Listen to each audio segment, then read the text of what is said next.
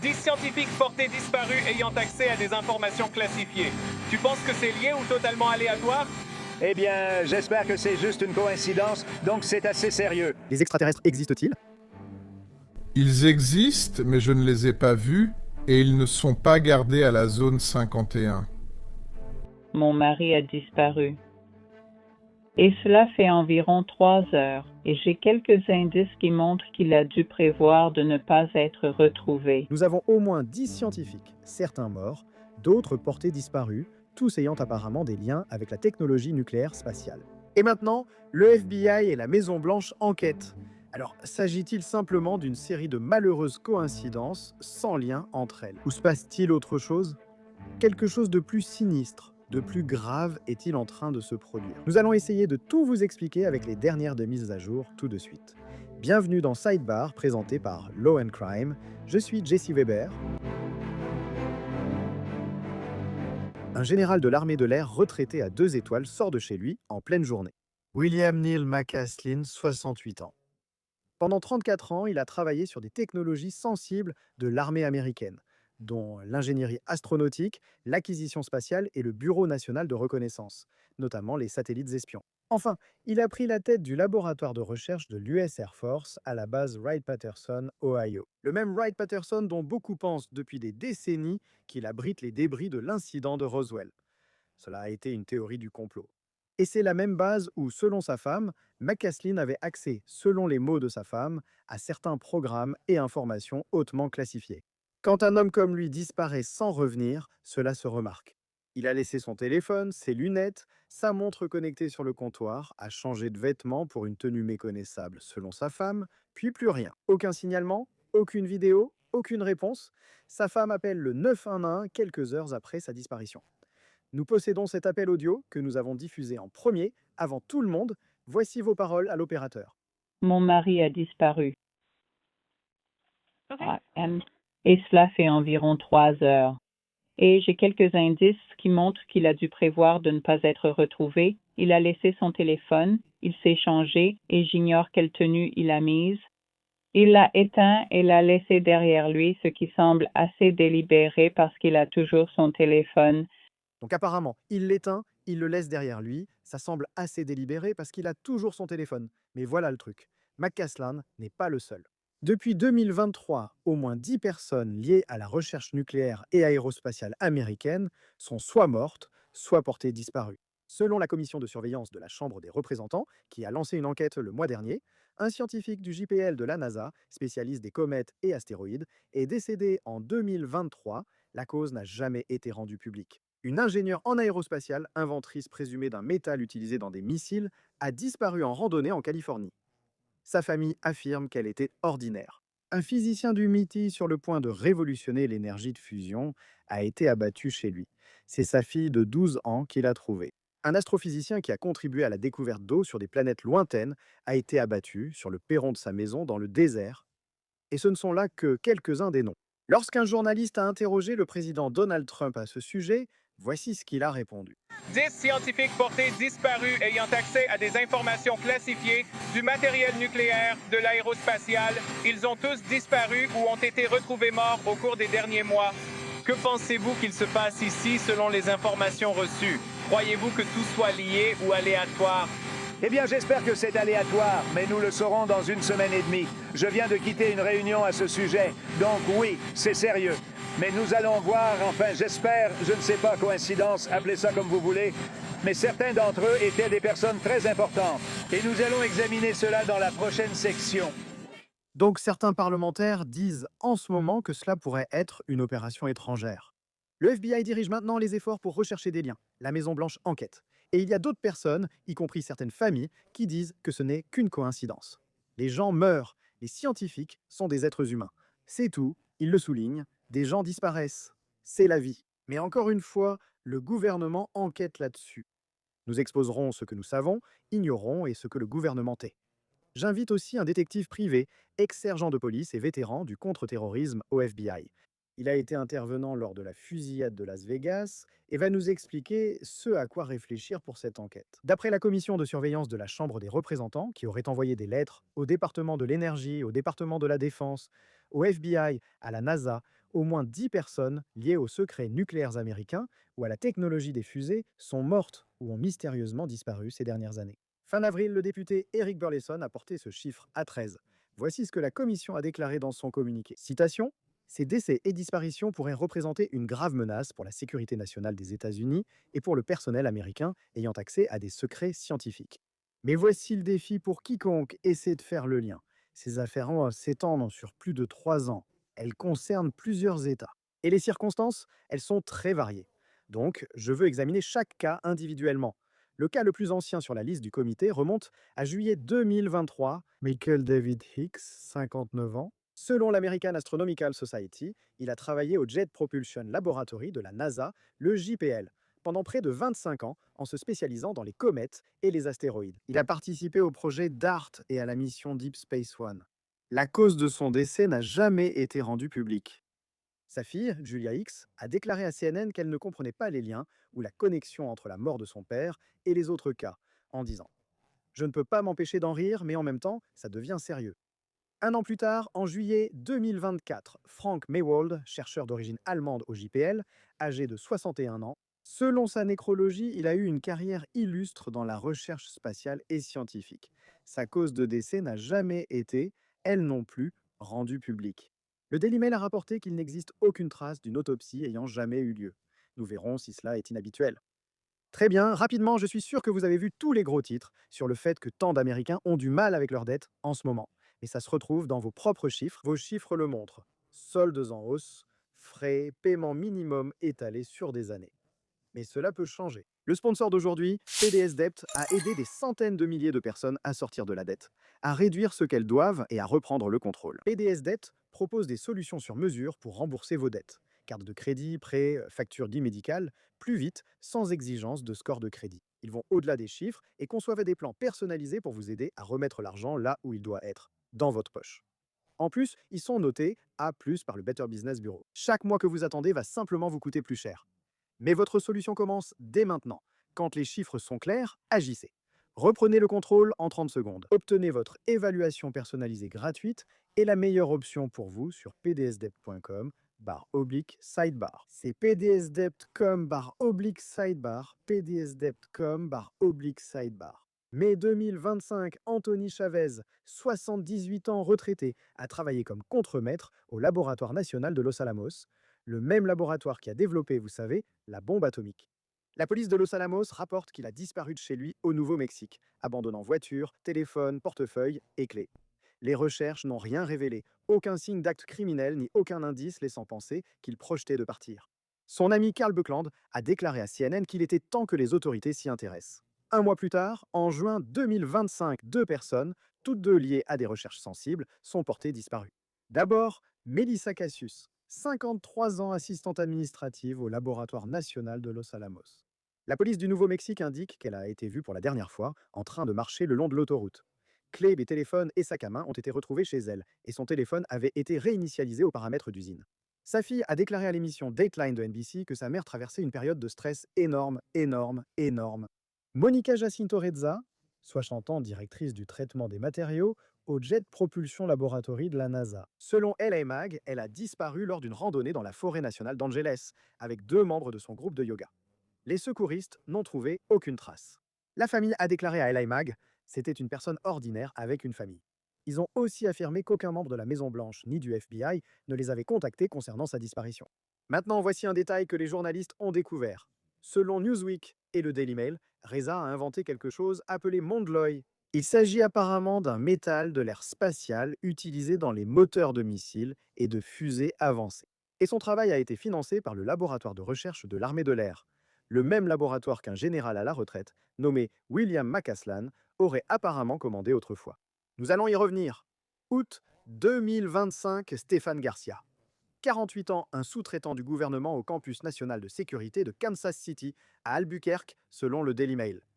Cette installation fabrique plus de 80% des composants non nucléaires qui entrent dans la composition des armes nucléaires américaines. Garcia, responsable du matériel, avait une habilitation de sécurité élevée et accès à du matériel classifié. On l'a vu pour la dernière fois quittant à pied son domicile d'Albuquerque avec juste un pistolet. Cela vous rappelle quelque chose. Décembre 2025, Nuno Loureiro, 47 ans portugais, professeur de sciences et d'ingénierie nucléaire au MIT. Il était le directeur du Centre des sciences du plasma et de la fusion du MIT, travaillant sur l'énergie de fusion. Selon un compte-rendu détaillé de la journaliste Jessica Reed-Cross, basé sur des rapports de police et des images de vidéosurveillance, voici ce qui s'est passé. C'était une affaire importante. Le 15 décembre, l'homme nommé Claudio Valente a garé une Nissan Sentra grise près de la maison de Luero à Brookline, dans le Massachusetts, et resté sur place pendant des heures, portait un gilet de sécurité jaune réfléchissant et transportait une boîte avec un code barre. Vers 20h30, la fille de 12 ans de Luero a entendu la sonnette. Elle a couru pour ouvrir, son père l'a suivie et lui a dit de rentrer à l'intérieur. Et selon le rapport, elle a ensuite entendu 3 ou 4 coups de feu. Et lorsqu'elle est retournée dans le hall d'entrée, elle a trouvé son père allongé par terre dans une mare de sang. Et Valente s'est enfui sans allumer ses phares. Et nous savons aussi qu'il a commis cette fusillade de masse à l'université Brown, 2 étudiants tués, 11 blessés. Après 5 jours de cavale, il est mort d'une blessure par balle qu'il s'est infligée dans un box de stockage à Salem, New Hampshire. Plus tard, les autorités ont confirmé que Valente avait suivi le même programme universitaire que Loureiro au Portugal entre 1995 et 2000. Février 2026, Carl Grillmar, astrophysicien canadien de 67 ans à Caltech, selon ses collègues, il a contribué à la découverte d'eau sur une planète lointaine. Il a identifié des courants galactiques qui ont changé la façon dont les scientifiques cartographient le cosmos. Juste après 6 heures du matin le 16 février, selon le département du shérif du comté de Los Angeles, Grillmar a été retrouvé sur son perron. Cela s'est passé à Llano, en Californie, à 120 km au nord de Los Angeles. Il souffrait d'une blessure par balle et a été déclaré mort sur les lieux. Freddy Snyder, 29 ans, a été arrêté et inculpé de meurtre, vol de véhicule avec violence et cambriolage. Sa caution est fixée à 2 millions de dollars. Le mobile reste inconnu selon la police. On ignore si les 2 hommes se connaissaient ou s'il s'agissait d'une attaque ciblée. Mais ensuite, le 27 février, le même mois, William Neil McCasland, le général 2 étoiles à la retraite, dont nous vous avons parlé au début. Selon le shérif du comté de Bernalillo, un réparateur s'est rendu chez elle vers 10h sans baisser. Sa femme est allée chez le médecin à 11h10 et rentrée à 12h04. Il n'était plus là. Encore une fois, il a laissé son téléphone, ses lunettes, sa montre connectée, il a changé de vêtements. Son revolver de calibre 38 était manquant. Sa femme a dit à l'opérateur qu'il ne voulait pas vivre si son cerveau et son corps continuaient à se détériorer. Elle a également déclaré à CNN qu'il semble très peu probable qu'il ait été enlevé pour lui soutirer des secrets très anciens.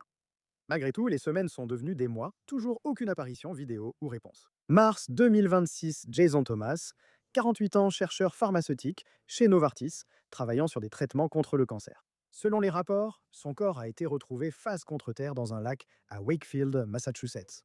Ses 2 parents étaient décédés à peu d'intervalle, peu de temps avant sa disparition. Cause officielle du décès, non confirmée. Et puis il y a d'autres affaires que le comité semble encore examiner. Matthew James Sullivan, ex-officier du renseignement de l'US Air Force, est mort d'une overdose accidentelle en mai 2024, quelques semaines après avoir accepté de témoigner devant le Congrès sur les programmes gouvernementaux liés aux ovnis, selon le New York Post. Le député Eric Burleson a déclaré à Fox News que son suicide était suspect, précisant qu'il devait venir pour un entretien dans les 2 semaines. Il a laissé entendre, de manière suspecte, qu'il avait agi de son propre chef. Amy Estridge, 34 ans, fondatrice de l'Institute for Exotic Science à Huntsville, Alabama, spécialisée en informatique quantique et en modification de la gravité. Selon Rolling Stone, elle a révélé lors d'une interview décousue en 2020 qu'elle avait l'intention de divulguer des informations sur les ovnis et les extraterrestres, et qu'elle aurait reçu des menaces en conséquence. Elle est décédée en 2022. Sa famille a déclaré à CNN que les gens devraient comprendre que les scientifiques meurent aussi et qu'il ne faut pas exagérer l'importance de cela. Joshua Leblanc, 29 ans, scientifique nucléaire à la NASA, est décédé dans un accident de voiture en Alabama l'année dernière. Ning Li, physicienne spécialisée dans l'antigravité, est décédée en 2021 à l'âge de 79 ans après avoir été percutée par une voiture. Les 2 noms ont été soumis à un examen par le député Burleson.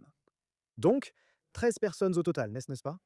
10 d'entre elles font l'objet d'une enquête par le comité, liées à la recherche nucléaire, à l'aérospatiale, à des programmes classifiés s'étendant de 2021 à 2026, répartis à travers le pays. Des législateurs évoquent une opération étrangère. Le FBI dirige désormais les efforts pour établir d'éventuels liens. Même l'épouse du général, Susan McCasland Wilkerson, a plaisanté sur la théorie des ovnis. Elle a écrit sur Facebook sans absolument aucun signe de lui. Peut-être que la meilleure hypothèse est que des extraterrestres l'ont téléporté dans le vaisseau mère. Mais aucun vaisseau mère n'a été observé au-dessus des montagnes Sandia. Il n'y a pas que les complotistes en ligne qui s'interrogent sur les ovnis. L'ex-président Barack Obama s'est aussi vu demander dans un podcast: les extraterrestres existent-ils?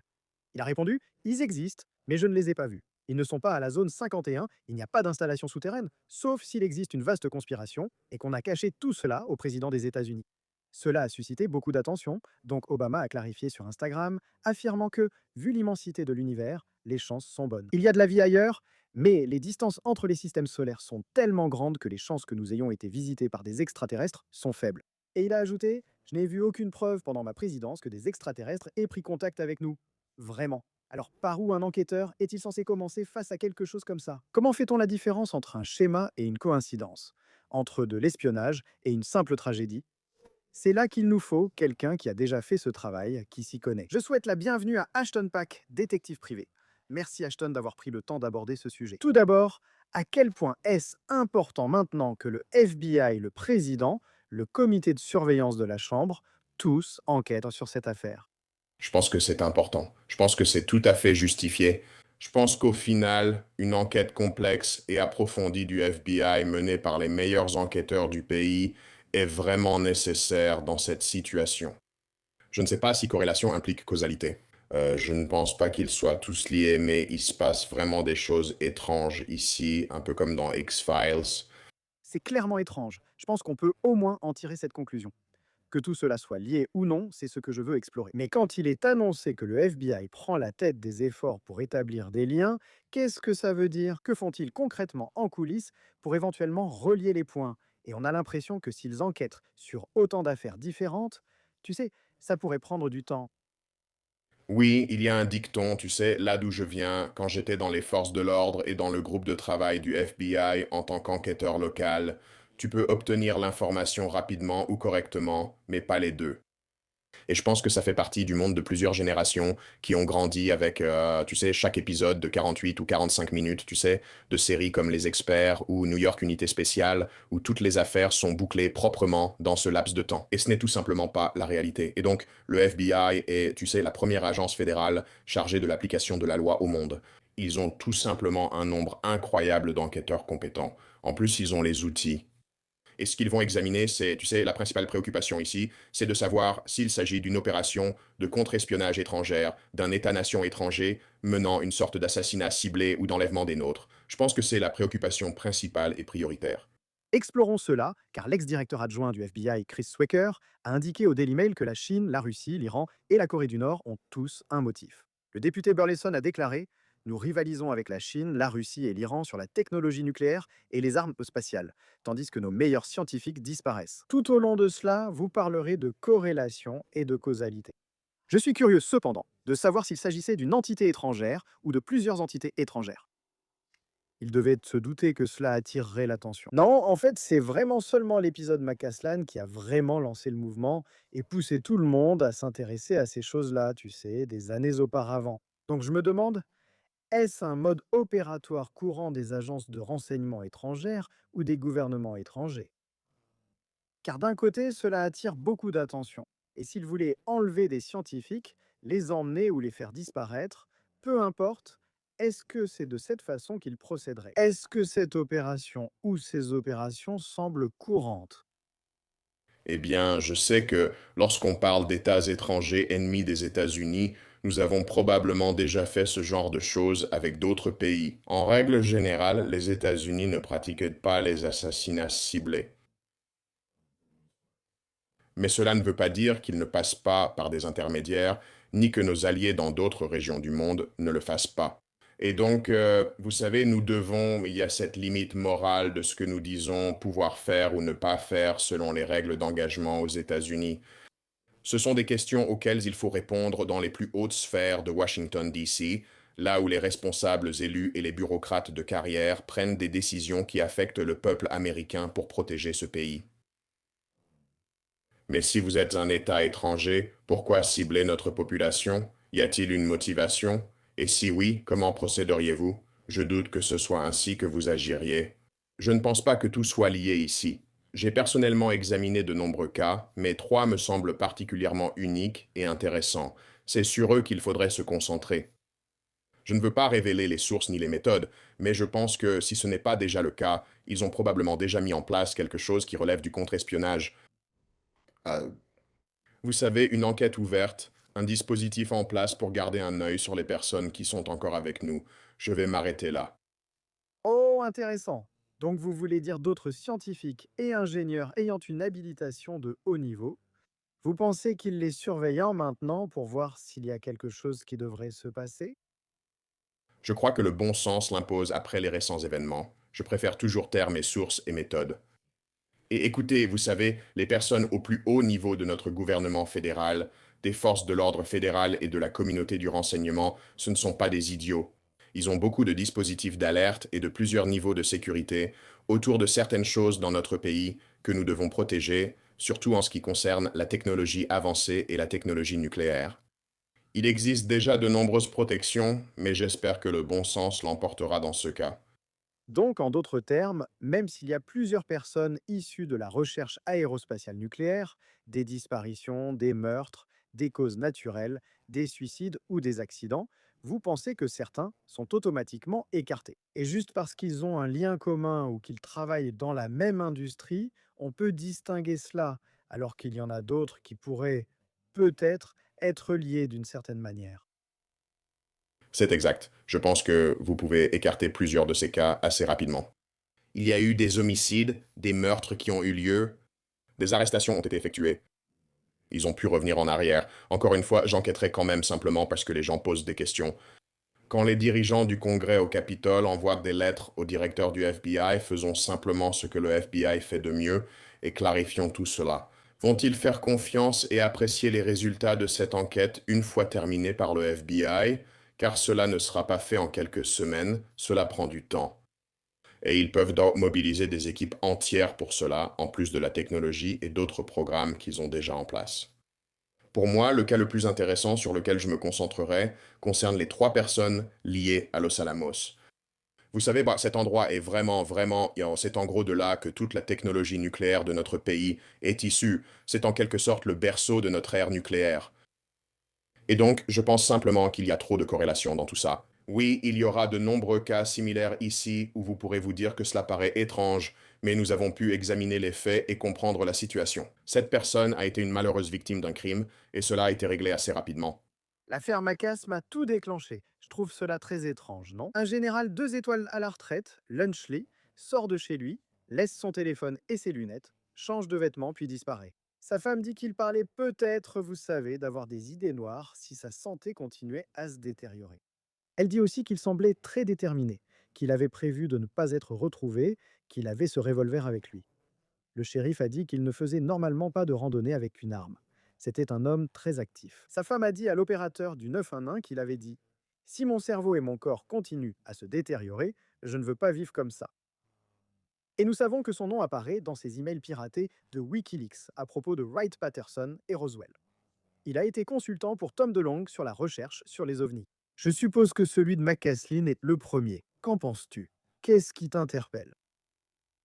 Eh bien, il s'agit tout de même d'un ancien ou actuel membre haut placé des forces armées des États-Unis, un général 2 étoiles.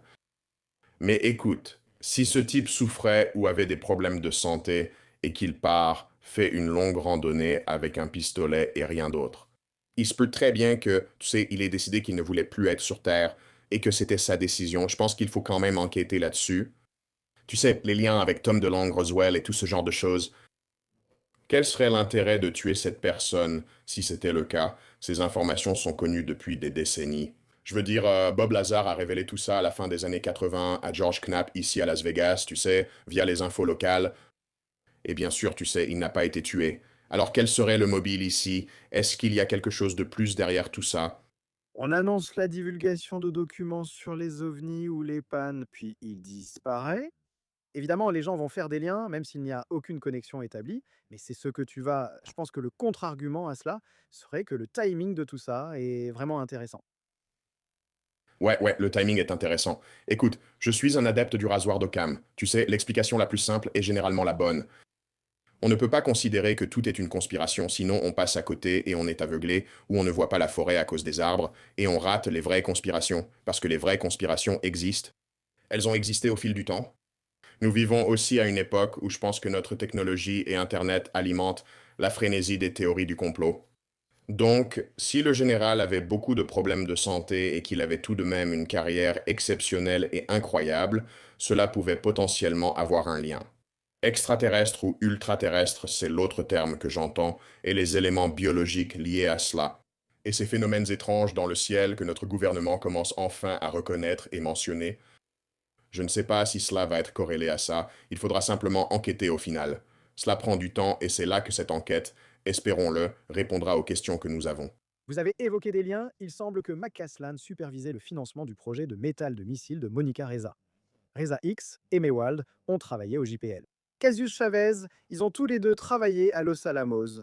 Donc vous parlez d'explorer ces choses. Comment vont-ils s'y prendre? Et d'ailleurs, vont-ils rencontrer des obstacles? Si vous parlez d'informations hautement confidentielles, top secret, dans quelle mesure, je veux dire, je sais que je répète cette question, mais dans quelle mesure pensez-vous que les enquêteurs auront toute l'histoire sur le travail auquel ils participaient, ce qu'ils faisaient, quels étaient les liens? Parce que je pense que c'est un élément clé dans tout ça. Oui, c'est une bonne question. Je veux dire, au final, vous savez, tous les agents du FBI, tous les membres du FBI ont une habilitation top secret. Les agents peuvent être autorisés à accéder à des programmes SAP ou programmes à accès spécial, ce qui, vous savez, permet de compartimenter ces programmes, surtout dans tout ce qui concerne le nucléaire, la technologie des missiles, l'armement avancé. Donc, mais t'as raison, je veux dire, au final, qu'est-ce qui est classifié dans le fait d'enquêter sur une affaire de personnes disparues ici? De quelles habilitations as-tu besoin? À quel programme SAP faut-il avoir accès? Les agents doivent être informés de certains points, mais quel est finalement notre objectif? Nous essayons de déterminer si un État-nation ou des acteurs malveillants ciblent des personnes impliquées dans certains programmes de nos systèmes d'armes, de notre armée et de notre gouvernement. Donc je ne pense pas qu'il soit nécessaire d'avoir énormément de personnes ayant accès à certains programmes. Je suis sûr qu'il devrait peut-être y en avoir quelques-uns, mais au final, y a-t-il eu un homicide? Est-ce que cette personne a été tuée de manière malveillante par un autre être humain? Je ne sais pas quelles habilitations sont nécessaires pour répondre à ces questions. Je vais vous parler de quelques personnes. Nuno Loureiro, scientifique spécialiste de la fusion au MIT, aurait été tué par un ancien camarade portugais, auteur aussi d'une fusillade de masse à l'université Brown. C'est une affaire importante. Le tireur est mort. Aucun mobile connu. Mettez celui-là là. Karl Grillmer, astrophysicien, abattu sur son perron, suspect arrêté, aucune connexion connue entre eux. Regardez-vous des affaires comme celle-là et dites-vous, passons à autre chose. Ce ne sont pas des cas que nous devons explorer davantage. Vous pouvez enquêter là-dessus, c'est juste une question de temps et de budget. C'est ce que, vous savez, fait le FBI, ils vont mettre en place un programme spécial pour ça, un numéro de dossier spécial. Et combien de temps laissons-nous, vous savez, aux enquêteurs pour creuser ces affaires quand il semble, vous savez, qu'à première vue, il s'agit d'actes de violence aléatoires? Je pense que la fusillade de Brown, ça pourrait être intéressant. J'aimerais creuser dans le monde de ce suspect, voir quels étaient ses liens. Je vois un immense tableau de liens dans un grand centre de fusion au FBI, où ils vont afficher tout le monde et où les analystes vont tout connecter. Et ça aidera un peu les enquêteurs à voir les liens et à voir qui est lié à quoi. Au final, je pense encore une fois que corrélation ne veut pas toujours dire causalité. La personne abattue par l'auteur de la fusillade de Brown, la personne touchée dans le hall d'entrée de son appartement, les suspects en garde à vue, arrêtés, avaient commis des crimes ce jour-là. Ces questions peuvent être réglées rapidement, mais je ne sais pas jusqu'où vous allez. Certains ne seront jamais satisfaits et cherchent une conspiration. Ils veulent voir un vaste univers façon X-Files là-dehors que nous ne connaissons tout simplement pas. Et le gouvernement nous ment. Au final, je pense que c'est ce que certaines personnes veulent. Qu'en est-il du timing? Donc le comité de surveillance de la Chambre a annoncé son enquête le 20 avril. La porte-parole de la Maison-Blanche a dit qu'elle allait s'en occuper le 15 avril. Le président a annoncé des réponses dans une semaine et demie, puis a précisé qu'il n'y avait pas vraiment de lien pour l'instant. Que pensez-vous de ces propos? Ce sont, selon moi, simplement des déclarations à la presse. Sans vouloir manquer de respect au président, je doute qu'on puisse avoir ces réponses en une semaine et demie. On peut obtenir un briefing de haut niveau, enfin pas de haut niveau, mais on peut avoir un briefing après une semaine et demie du genre, voilà où on en est, voilà ce qu'on pense vouloir faire avec ces affaires, mais on ne saura pas tout en une semaine et demie. Je ne pense pas que même si tout le FBI se concentrait uniquement sur une seule chose, en y mettant toute son énergie, on obtiendrait des réponses en une semaine et demie. Encore une fois, on peut faire les choses bien ou on peut les faire vite, mais on ne peut pas avoir les deux. Vous savez, les familles de Julia Hicks, Richard Estridge, Susan McCasland et Wilkerson semblent toutes s'opposer aux théories du complot. Comme s'ils disaient, vous savez, les gens meurent, les scientifiques meurent, ce sont des êtres humains, des gens disparaissent, ce n'est pas lié. Dans quelle mesure les enquêteurs tiennent-ils compte de ce que disent les familles? Ils devraient en tenir compte. Les familles savent mieux que quiconque, contrairement aux inconnus sur Internet. On pense qu'on sait beaucoup de choses, mais en réalité, on ne connaît pas les secrets profonds de la vie des gens. Les scientifiques et les militaires décèdent ou mettent fin à leur jour. Malheureusement, cela arrive.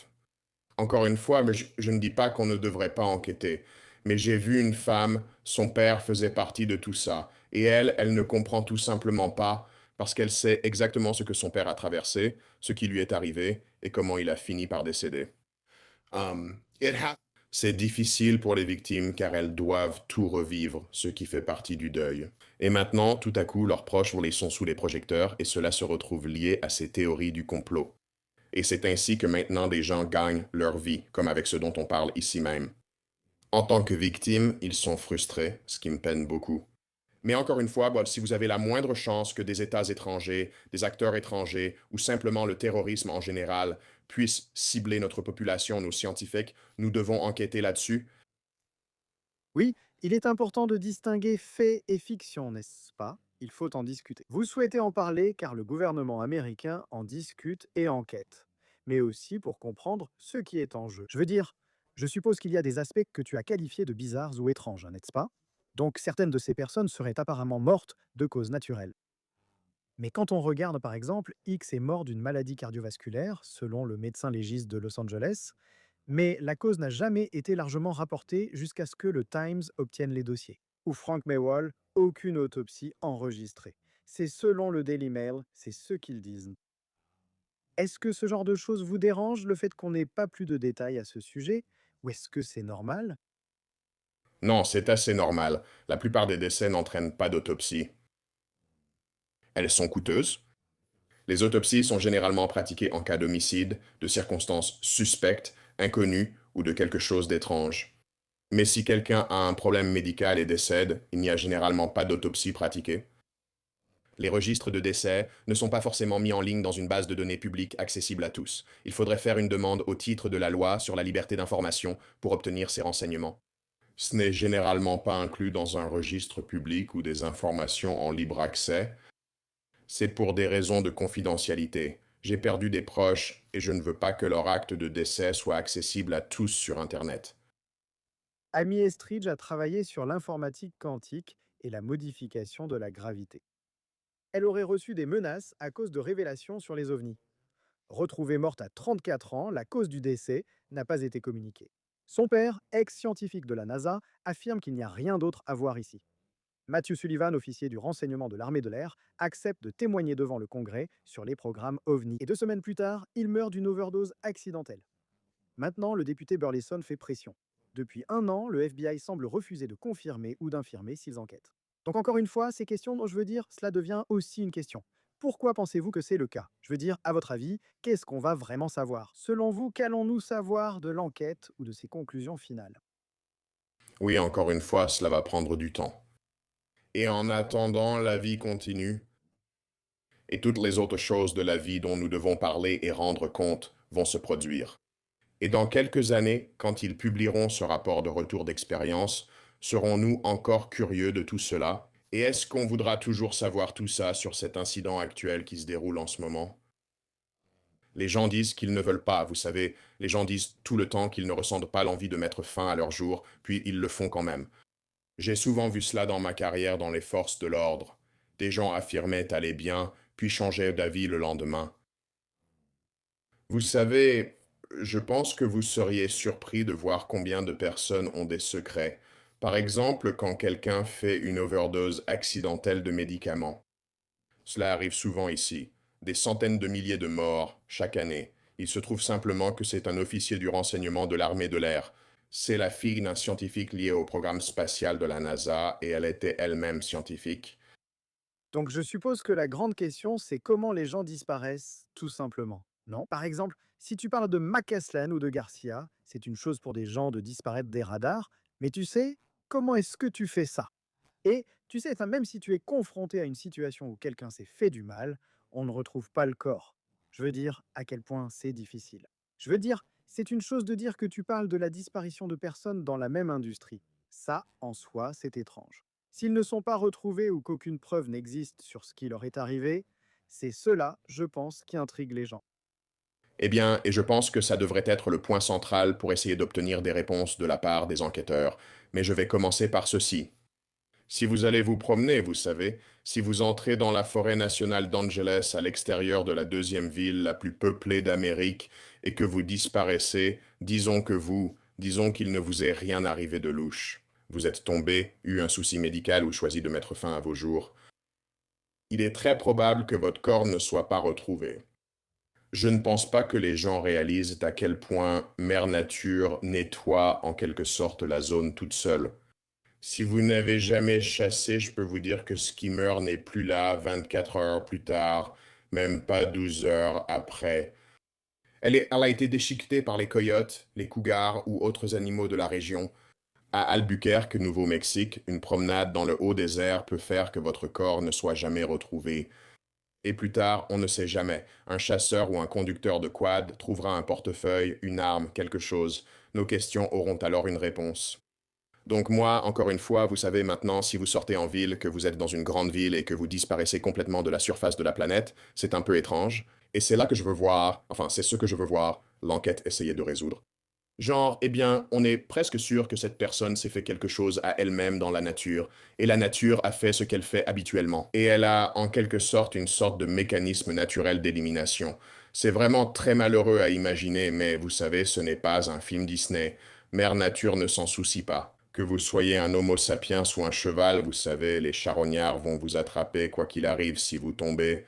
Je vous remercie d'avoir soulevé ce point. C'est un bon point à mentionner. Très bien, Ashton Pack, nous verrons où cela nous mène. Merci beaucoup d'avoir pris le temps, monsieur. Merci beaucoup, ça m'a fait plaisir de vous voir. C'est tout ce que nous avons pour vous ici sur Sidebar, tout le monde.